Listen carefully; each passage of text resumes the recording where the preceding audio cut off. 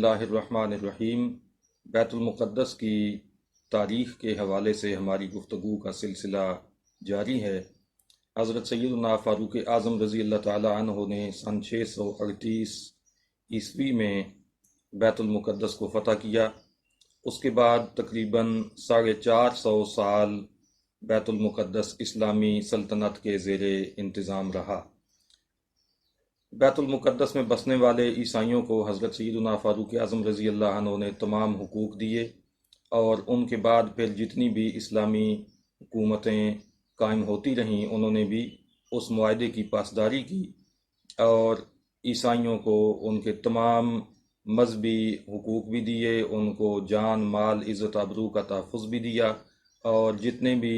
عیسائی زائرین دنیا بھر سے بیت المقدس کی زیارت کے لیے آتے تھے ان کی مہمان نوازی کا حق بھی خوب ادا کیا۔ لیکن اس کے باوجود عیسائیوں کا تعصب کم نہ ہو سکا، اور مذہبی تعصب پروان چڑھتا رہا، اور وہ بیت المقدس پر دوبارہ قبضے کے لیے کوشاں رہے۔ اس کے علاوہ ایک فیکٹر اور بھی تھا، وہ یہ تھا کہ مسلمان عرب کے صحراؤں سے نکلے تھے، اور بڑی تیزی کے ساتھ انہوں نے تمام بڑی عیسائی طاقتوں کو زیر کرتے ہوئے ایشیا، افریقہ اور یورپ تک اپنے قدم جما لیے تھے۔ تو یہ سیاسی رقابت بھی تھی جو عیسائیوں کو اکساتی تھی کہ وہ دوبارہ بیت المقدس پر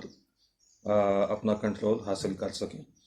پھر ایک معاملہ اور بھی بنا، وہ یہ تھا کہ مسلمان حکمران آپس میں خلفشار اور انتشار کا شکار ہوئے، اور ایک دوسرے کے دشمن ہو کر ایک دوسرے کو اقتدار سے ہٹانے اور خود قبضہ کرنے کی کوششوں میں مصروف ہو گئے۔ تو ان کی یہ اندرونی کمزوری بھی عیسائیوں کو طاقت دینے کا باعث بنی۔ بالآخر 27 نومبر سن 1095 عیسوی کو روم کے پوپ اربن دوم نے ایک اعلان کیا۔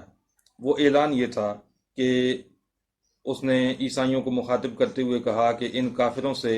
جہاد کرو جنہوں نے حضرت مسیح کی خانقاہ پہ قبضہ کر لیا ہے،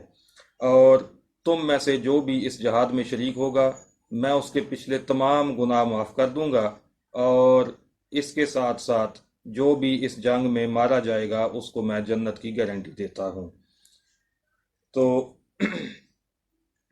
اس اعلان نے پوری عیسائی دنیا میں ایک نیا جوش اور نیا ولولہ پیدا کیا، اور وہ لوگ ایک مقدس جنگ کے نام پہ اکٹھے ہونا شروع ہو گئے۔ بالآخر 13 لاکھ پر مشتمل ایک لشکر یورپ میں تیار ہوا، اور جو بھی شخص اپنے گلے میں صلیب لٹکا کر اس لشکر کا حصہ بنتا تھا وہ ہر قسم کے ٹیکسوں سے اور اپنے قرضوں سے آزاد ہو جاتا تھا، اور پھر اسے جو جنت کی بشارت مل چکی تھی وہ اس سے الگ ایک معاملہ تھا۔ یہ لشکر یورپ سے چلا، اور رستے میں مختلف سختیاں برداشت کرتا ہوا، اپنے حالات سے مقابلہ کرتا ہوا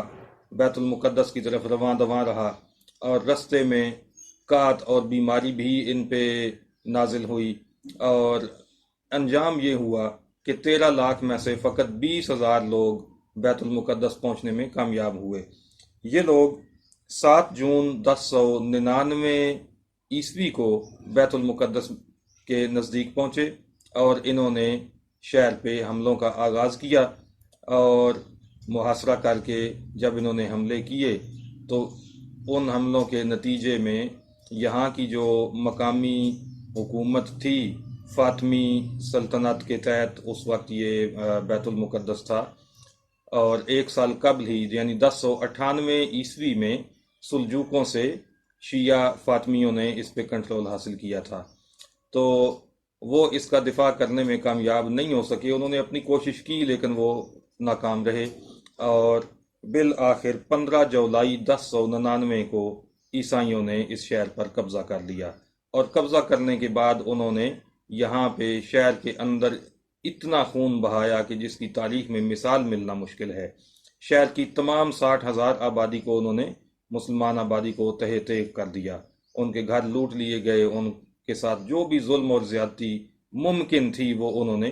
کی۔ یہاں تک تاریخ کی کتابوں میں ملتا ہے کہ جن لوگوں نے مسجد عمر میں پناہ لی تھی تو مسجد عمر میں اتنا خون بہایا گیا کہ ان کی لاشیں وہاں پہ تیر رہی تھیں اور کوئی پتہ نہیں چلتا تھا ہاتھ کس کا ہے، پاؤں کس کا ہے، اعضاء کو الگ الگ کاٹ کر وہاں پہ